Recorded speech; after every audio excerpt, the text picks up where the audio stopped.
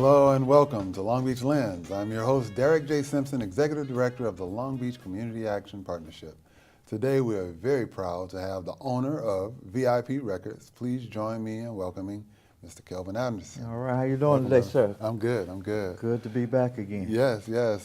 Back again because we've had you on once before, but a lot has happened since that first interview with VIP Records. But for those who didn't get the first episode, let's go back in time a little bit and catch them up. So VIP Records began with your brother Cletus, as I understand. Yeah, the first original VIP record store was opened in 1967, and it was in South Central LA on 108th and Broadway, a small store.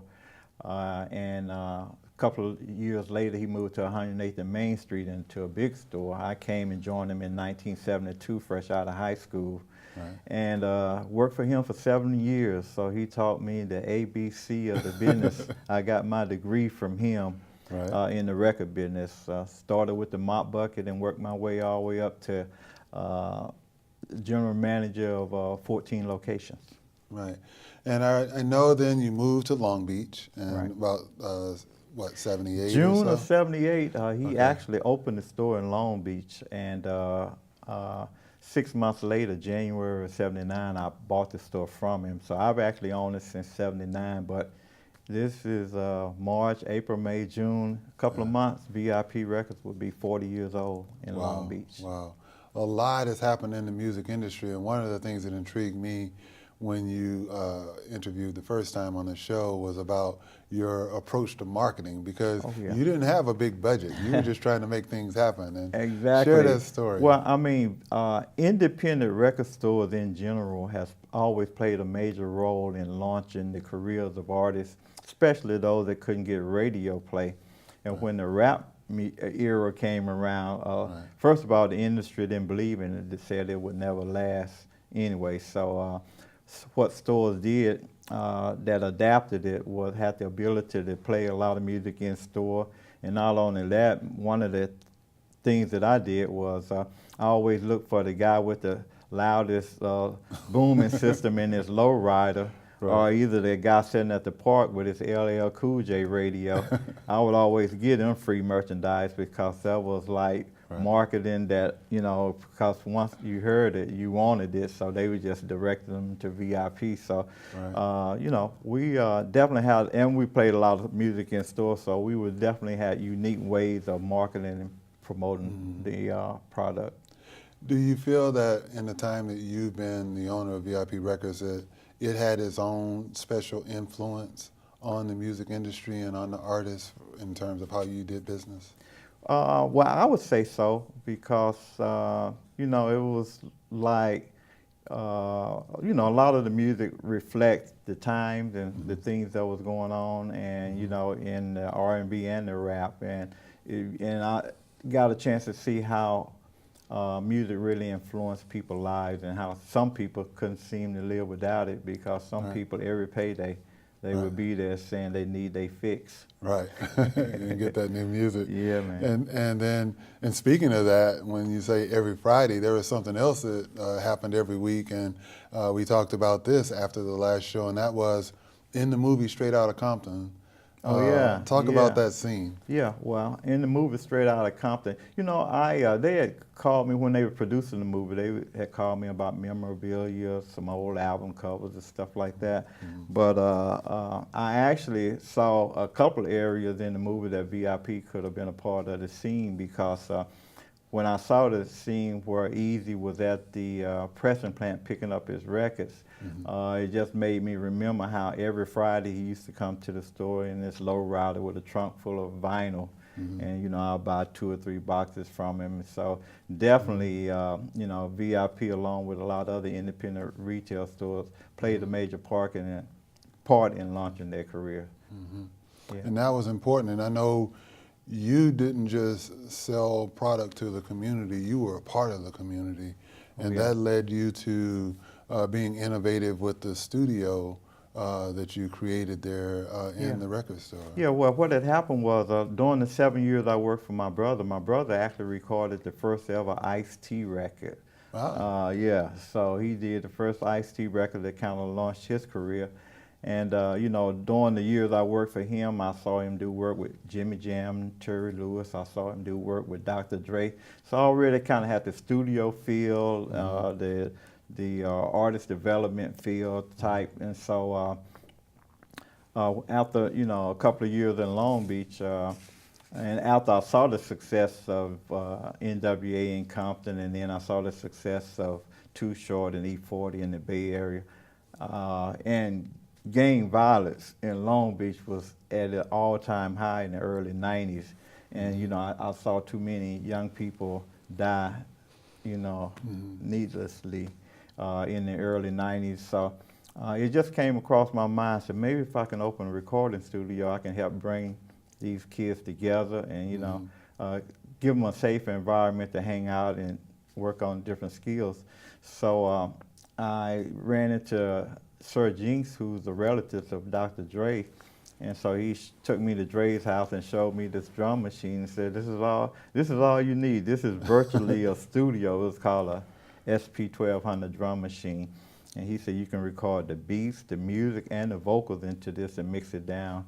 And, you know, that's it. So we left Dre's house and went to the Guitar Center on Hawthorne Boulevard. I spent $2,500 for a brand new drum machine and gave it to him.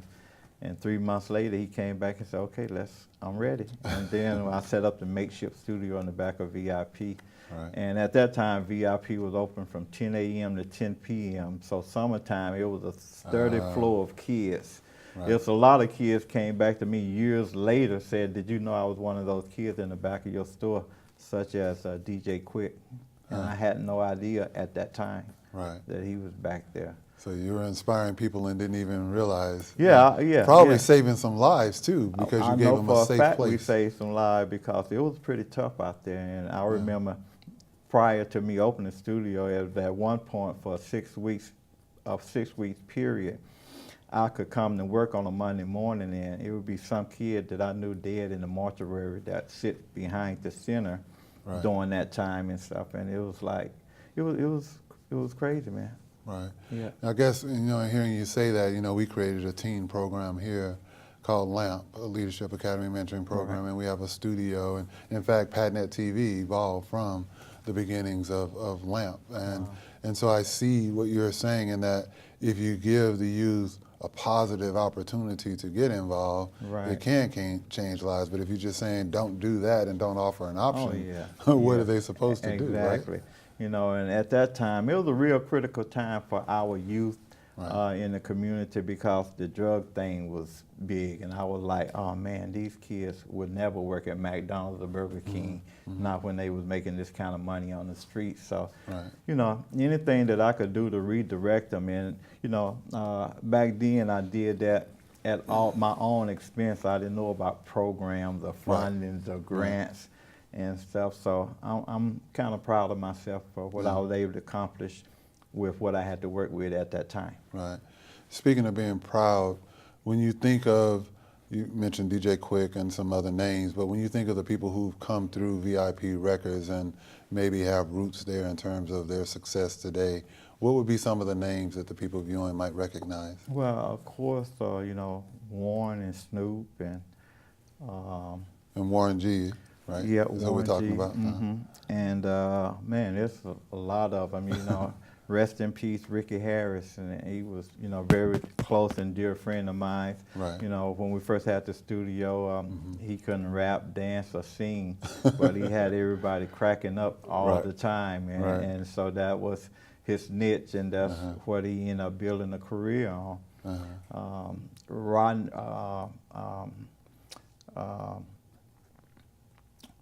Man, it's just countless kids, you know, from that time that, you know, and you mentioned Dre's influence in terms of just inspiring you to get the right equipment in the first place. Right. You know, this thing kind of came full circle for Dre and stuff because had his cousin not brought him up in conversation, I probably wouldn't even did. I just did with him on the strength that I knew Dre from, you know, in our early days. And the fact that this thing kind of came full circle for him because it came back to him when he signed and hooked up with Snoop. So there's a lot of, over the course of 40 years, Dre have played an intricate part of VIP's career and life. And you're talking 40 years, you're talking an establishment that's been right in the heart of our city of Long Beach. Right. There's been a positive influence, way beyond just the product that you sold, but the impact that you made on the lives of the families. And it wasn't just rap music, you also talked about gospel music was a big thing too. Exactly, gospel, we really specialize in, R&B, jazz, gospel, blues, and reggae, and then when rap came along, we adjusted to rap.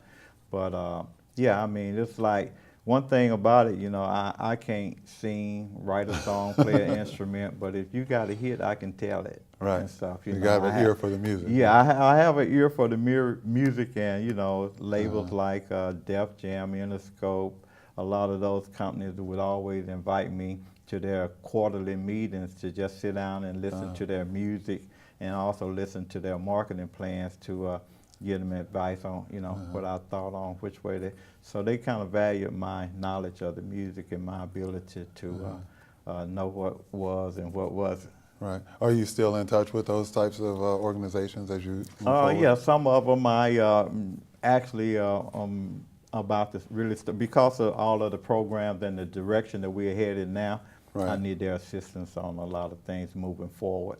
Right. Some things that I wanted to get going just before the crash of the industry, because the industry really crashed in 2003. So from that point on is when anybody with any sense got out of the record business. And what caused that? The retail part.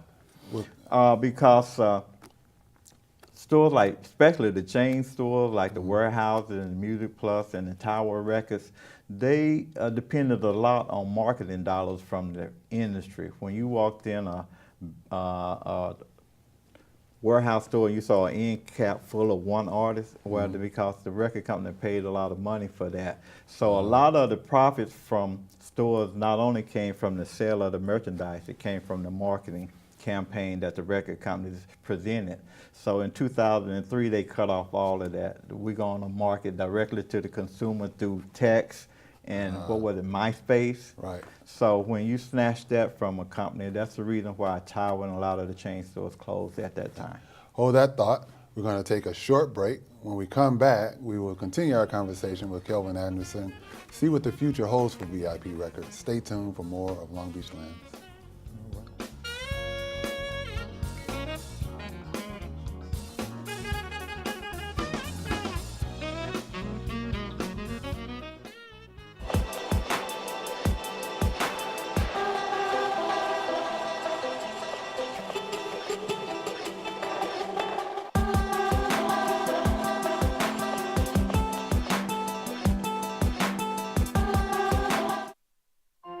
Finals are here again, and if there's one thing we're all grateful for, it's nap time.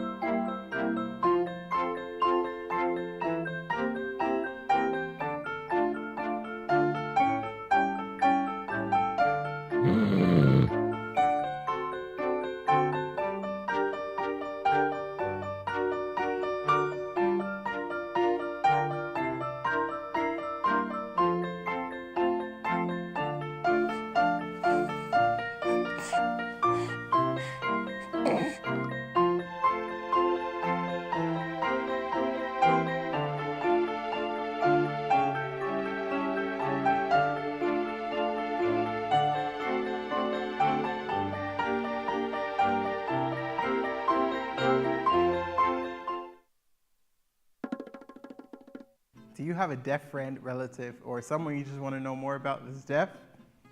Here's some easy basic phrases. Hi, how are you? Hi, how are you? What's your name? What's your name? It's very nice to meet you. It's very nice to meet you. Do you know where's the bathroom? Do you know where's the bathroom? Please and thank you. Please and thank you. Have a nice day. Have a nice day.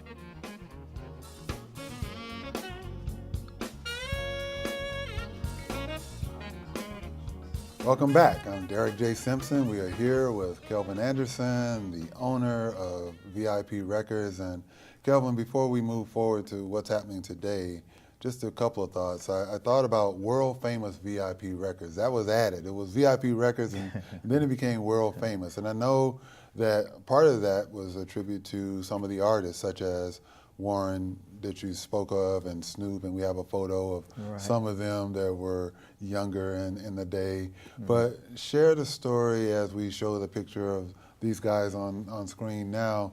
How did VIP get the world famous tag put on it?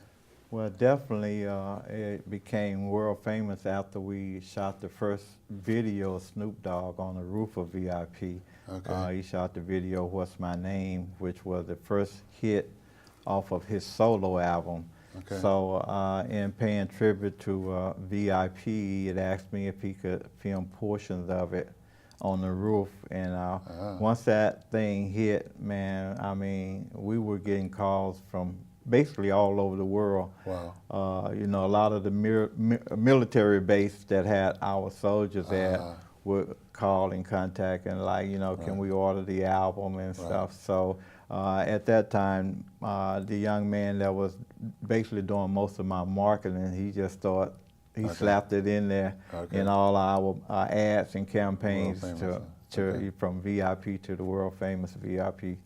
And you know, that it's definitely something that measure up to, because you know, we get customers from all over, France, Germany, Japan, and you even put a mural inside the store there for a while. Yeah, what I know my grandmother came, my granddaughter came by and she even took a photo. Oh yeah. Yeah, so that was a cool What feature. had happened there is the guy that, you know, because back when the original VIP was open, we had like a lot of billboards along the roof of the store. So we had so many people that was always coming in, want to know could they get on the roof and take a picture. So my sign guy, he painted the billboard.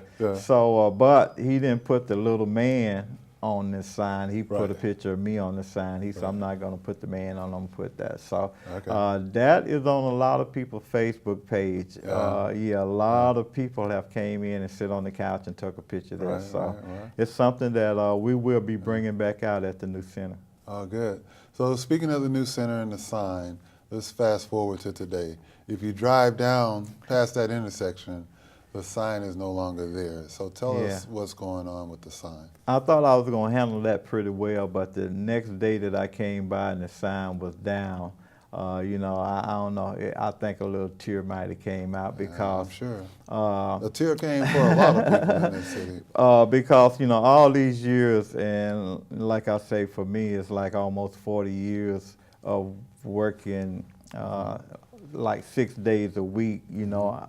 You know, the sign was the first thing that you see when you came up. But I actually fought real hard to keep the sign there. But what I had told the city was that if I was able to regain that original location, that I would repair the sign and bring it back there. So we had a huge battle with 7-Eleven to try to get the original spot back to open some of these shops and things that we plan to open now. So, but we lost that battle, unfortunately. So I said that, you know, my sign could not be not only world famous, but a historic landmark and sit on 7-Eleven. So I took the sign down. I have it stored away. And we actually have a contract with the city. The city is supposed to help us find a new home for the sign. So we are trying to get the lot across the street from VIP. There used to be a liquor store there. So that's city-owned property. So we're trying to work out a situation with the city that we could get that lot and build something there. Small museum, creative arts that would be great. Center. You know, something real nice that people would like to come to, and something that would be a benefit to the city. So we trying to work that out, but if that falls, if that don't go through, the sign could come back anywhere between the 91 freeway and the Queen Mary. So we kind of have other council members that seem to be more interested in having the sign in their district than in the 6th. we're working on that. So what can the community do? As I sit here and listen, and I'm sure anyone who's listening to this literally around the world would say, yes, we want the sign back, but more importantly, we want you back doing what you do, you know, as an icon in this city. Right. What would you say to someone watching that wants to help, whether it be financially help or by making a phone call or a letter or getting involved? What would you say? I would say we keep everything up and up on our Facebook page. Okay. So I would ask everyone to log on to World Famous VIP Records on Facebook, and we will keep them updated on what's going on with VIP. And just like right now, we actually have obtained a facility over on Long Beach Boulevard and Hill Street, 2242 Long Beach Boulevard, where we are in the process of getting ready to open a recording studio there, radio station. We're going to have a nice gift shop there. We're going to have a multimedia center with computers in order to help young people, you know, with training, computer skills, and not only that, we want to open a business incubator that will assist people who is trying to go into business for themselves, because you know we are almost at zero, especially at far as black businesses is concerned in the community. So we want to re-energize the community, bring some hope back where it seemed like all hope is lost.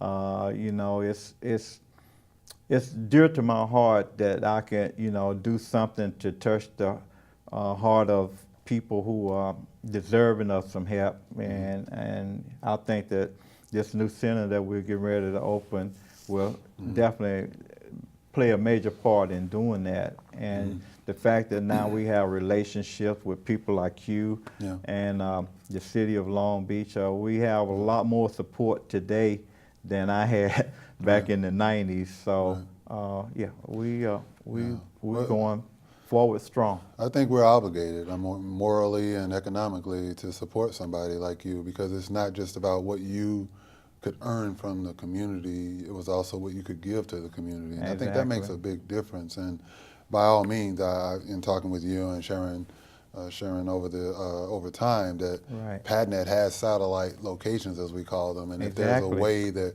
we can partner and have, you know, resources there that could ultimately produce content that comes here for people to see, we certainly want to be in on that. And as we have interns working on this show as we speak, to know that other young people in the community could maybe find their talents there in that facility that you're building, which is going to be a great facility as I walk through it. Oh man, it's got amazing potential. We found a jewel in the city with that location, because it's not going to be real hard to set things up and make things happen. So, you know, this is something that, you know, I'm doing mainly for, you know, to help people, but, you know, this is a part of the VIP legacy that I would like to, you know, leave, you know, when I'm, you know, step away from the business is something that could be going from now on and stuff. And I'm still looking to also open the world famous VIP Records Black Music Museum, hopefully here in the city. And the museum would definitely be something that I know I would be very proud of that, you know, because see, people back in the day, they used to come to VIP to buy music, but they came for the experience. Where this museum would create an experience way bigger than anything that we ever, you know, have done at VIP. And as far as the brand is concerned, we have like a lot of ideas for the brand, and we actually talking with people, some possible investors and builders about opening our version of Hard Rock Cafe. So we actually want to get into the restaurant business. That would be great, because that would be the easiest thing to kind of franchise. And you know, I can see VIP on that level going into a lot of cities and a lot of areas. Yeah, that's exciting to hear that. And now the mural can be in the restaurant, people can take pictures in front of that. Exactly, exactly, yeah. Even at the new center that we're opening on Long Beach Boulevard, there will be a replica of the sign at that location. It's not suited to bring the big original sign right, back, right. but we will have a replica of the sign at the center. Yeah. And we actually are planning to have an open house. I think it's the 28th, 29th, and 30th for this month. It'll be up on the Facebook page, so check it out. So we'll be inviting everyone to come out and take a look at this new center, and I think they'll be very impressed with, you know, what we got going on there. So I guess the key is to stay in touch, because you still have a storefront close to where the original location is. Right. And I know I see people selling things in the parking lot. Is that part of the storefront as well? Yeah, sometimes we bring out merchandise and on the weekend and sell, you know, do like a little parking lot thing. But yeah, VIP is still open. The address is 103 Old Pacific Coast Highway, and it's at the corner of PCH and Lewis. So if you parked in the center, you can just walk around to the end of the block, or either you can drive around and park. And then you're selling online also, right? Yeah, at shopviprecords.com. Okay.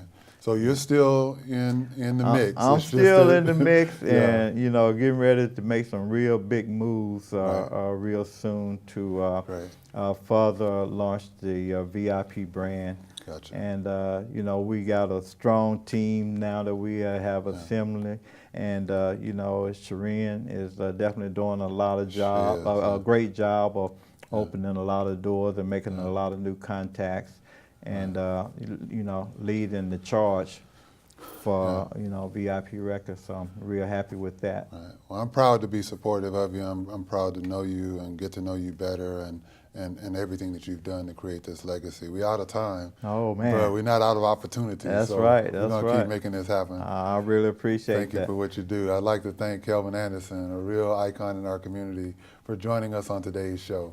Be sure to follow PatNet TV on Facebook, Twitter, and Instagram for the latest updates. We also welcome your comments and thoughts regarding this show, as we strive to make Long Beach Lens a favorite source of local news, information, and entertainment. This show has been brought to you with support from the Long Beach Community Action Partnership. Thank you for watching Long Beach Lens.